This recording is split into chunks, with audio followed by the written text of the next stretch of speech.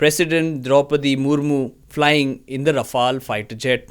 This is her second flight in a frontline combat aircraft, but she was not the first Indian president to take to the skies in a fighter. That tradition began nearly 2 decades ago with Dr. A.P.J. Abdul Kalam, whose life was inseparable from the Indian aerospace. In June 2006, President Kalam became the first Indian head of state to fly in a Sukhoi 30 MKI. At 74, he strapped into the cockpit at Pune's Lohegao Air Base, reaching supersonic speeds. It was more than a sortie. It was a statement of confidence in India's air power and a reflection of Kalam's lifelong bond with aviation.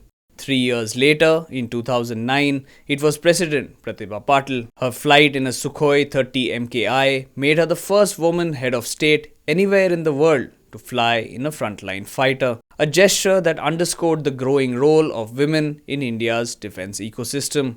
Fast forward to 2023, President Murmu took her first fighter sortie in a Sukhoi 30 MKI at Tejpur, Assam, a region of immense strategic importance. And now, in 2025, she has become the first Indian president to fly in the Rafale, the cutting-edge multi-role jet that has already seen operational deployment in India's precision air campaigns. These flights are not about thrill-seeking. They are carefully choreographed demonstrations of solidarity between the commander-in-chief and the armed forces. This flight showcases India's evolving air power, from the Sukhoi era to the Rafale generation.